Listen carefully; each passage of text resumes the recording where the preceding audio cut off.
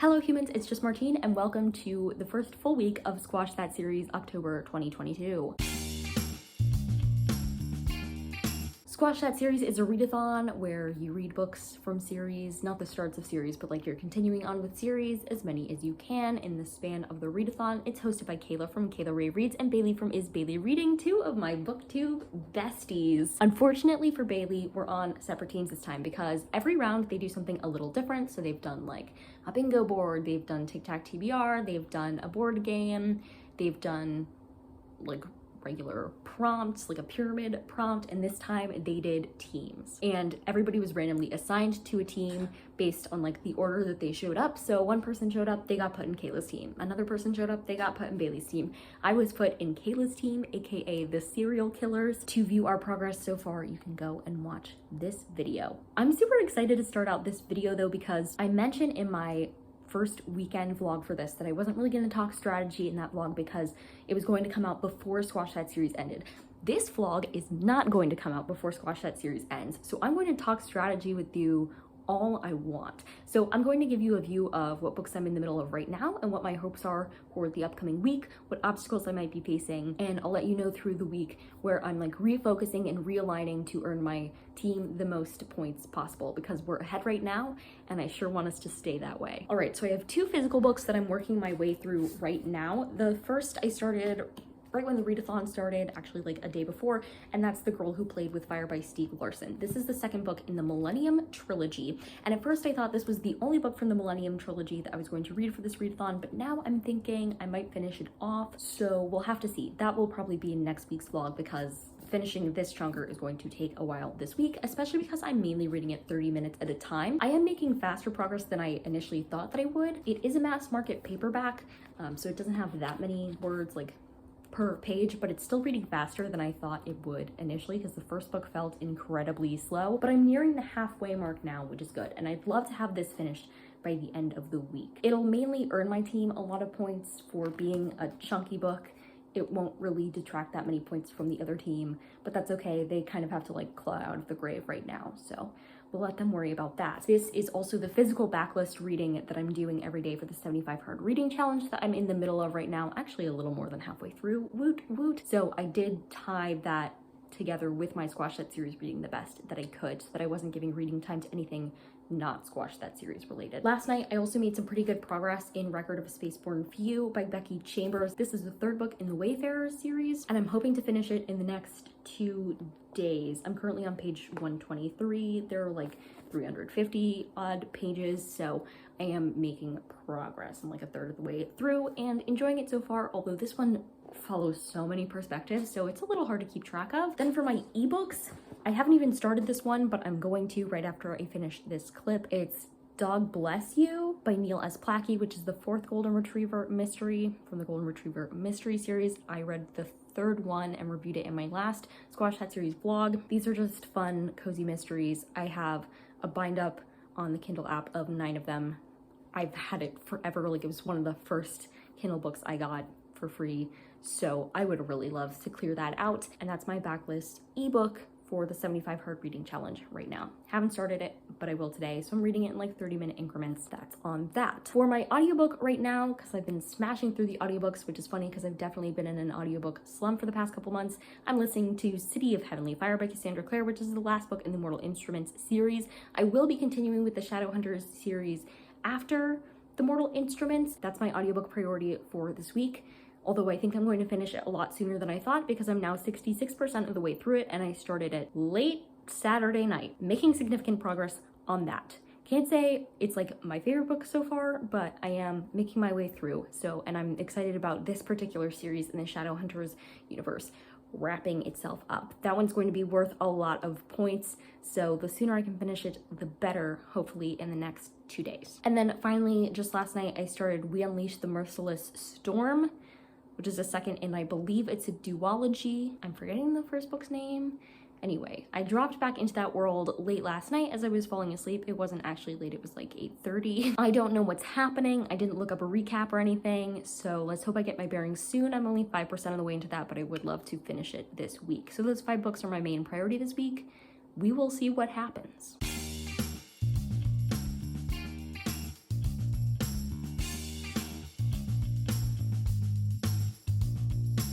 Happy Tuesday. It's high noon and I just finished City of Heavenly Fire by Cassandra Clare. I'm giving it 4 stars. I thought it was like a solid ending to the Mortal Instruments series. I definitely couldn't keep track of everything that was happening the whole time. There were like 4 different generations of Shadowhunters that you follow in this. You have characters from like the actual Mortal Instruments series. You have characters from the Infernal Devices. You have characters from the series that comes after this one. So it's like, it's just, ooh, it's a lot, but there were some really good twists and things. So overall, I had like a really good time. This didn't earn me as many points as like I'd want it to.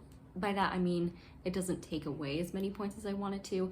It was 700 pages, so that's well over 500, so I got the 200 points for my team. But then I only got take away 100 points for the other team for finish a series. So none of the other prompts fit, which is a bit disappointing. Also disappointing is that I need to place a hold on the next Shadowhunters book that I'm planning on reading, which is frustrating because I was going to try to just binge them, but now I have to wait for them to come in. It's gonna come in at the wrong time. Anyway, so I picked a random series audiobook for my next audiobook read. Last night I got to 62% of Record of a Spaceborne Few. I'm also hoping to finish this today. It won't be worth very many points at all because it's under 400 pages. So this will be like one of the longest possible reads you can do to only get plus 50 points because it's like 350 pages. So that's upsetting.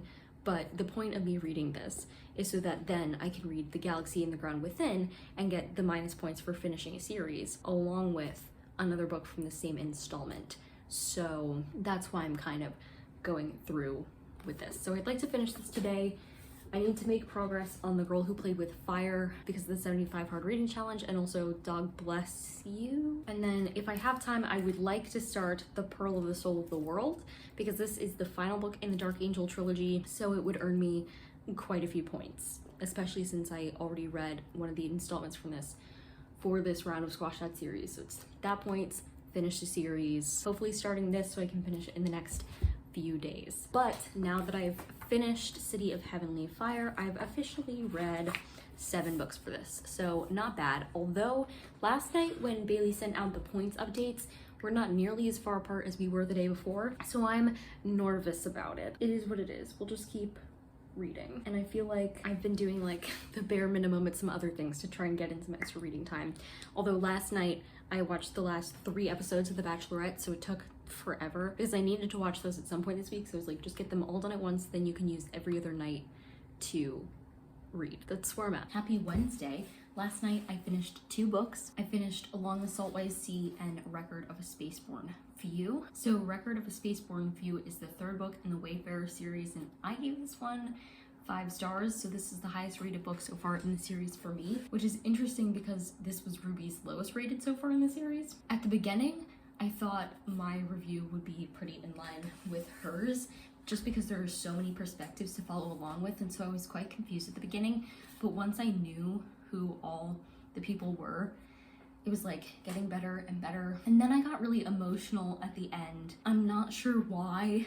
Maybe just because there was lots of talk about like the traditions of a place and going out and exploring other places and returning home and stuff, and that reminded me of the situation that I'm in right now, where like I'm far from home and I'm exploring my own things, but at some point, you know, I can go back home and appreciate the things back home that maybe I took for granted before, and it just made me like a little homesick. So I gave this 5 stars. I really enjoyed it. I also feel like this is the one that had the least plot. So all of these books are incredibly character driven, but Becky Chambers has like tried to sprinkle in like a bit of plot in ways that really feel weird because it's like character, character, character, character, plot, character. And this one was just like character, character, character. Some like mild plot things happening under, but like really just character the whole time because there were so many characters, and I just really loved that. It only counted for plus 50 points for my team, and I think it didn't fit any of the takeaway prompts, which is unfortunate, but it was worth it. And then I read Along the Saltways Sea, which is the 2nd book in the Up and Under series, which is written under the pen name of A. Deborah Baker, but is Shauna McGuire, and it was only like 200 pages, so that's also plus 50 points, but that one was also published in 2021, so it counted to take away some points there, and it caught me up on a series, so I got points there. I gave it a 3.5. It's very whimsical and stuff, but the like ship element, the like ocean traveling didn't really do it for me. I don't know. And I felt like significantly more happened in the first book, which is weird because like in this one I was telling you like nothing happened really, and that's why I loved it. But I just loved how absolutely chaotic the first book was in the Up and Under series, and so for this one to be like less chaotic, I was like I also feel like I didn't know what to expect when I read the first of those books, and so the tone kind of caught me by surprise in a good way, and this time I went in knowing. But 3.5 is obviously still great. And then this morning I started The Pearl of the Soul of the World, The Pearl of the Soul of the World, and I'm hoping to make some good progress in that today. I'm already like 80 pages in. This will earn me points for finishing a series, and is also points for most recently started. And then, so I want to finish this before I finish The Girl Who Played with Fire, because the rule for most recently started series is basically like if you finish the series you most recently started, then you go to your most recently started before that, and that would be the Millennium Trilogy. So I want to get those points for this, so I have to finish this first. There are lots of series that I've like read the first books of in between these two, none that I'm continuing on the series for. So this would be my second most recent series after I finish this Dark Angel trilogy. That's kind of where I'm at. I also started the audiobook for Wildcard by Marie Lu, which is a sequel to Warcross. I read Warcross in 2017, so I looked up a synopsis of what happens, and I was reading the synopsis and I was like, what happened? Like, I honestly just remembered it being a computery fun time, and that's it. And I had also thought I'd rated it like a 4-star or something, but I rated it 5 stars. So Wildcard will be a sequel to 5 stars, which will get me more points taken from the other team, which is good. So I'm like 8% of the way into that. Really glad I read that recap though. It is Wednesday evening, approaching 7 p.m., and I just finished The Pearl of the Soul of the World. My review will be in a different vlog, but I did want to tell you that it's plus 50 points for my team because it's less than 400 pages, but it's minus a total of 150 points for the other team, minus 100 for finishing a series because this is the last in a trilogy, minus 25 for another installment read this round because I read A Gathering of Gargoyles in this round, and then minus 25 for my most recently started series. Making good progress all around. Happy Thursday. Woo! Every day this week has been a series of like getting less done for school than I would have liked and having no motivation for school. Reading, on the other hand, is going well. So this morning at breakfast, I finished 2 books. I finished Wildcard by Marie Lu, and I finished We Unleash the Merciless Storm. I forget that author's name, so great. But let me pull up my series tracker and I'll share with you all the points that I got for that. But while I'm pulling it up, let me give you a review. So Wildcard, I read the first book, Warcross, in 2017.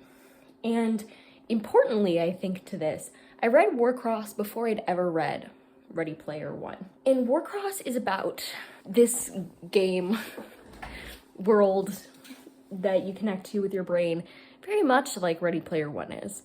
But I didn't realize how much it was like Ready Player One until I read Ready Player One.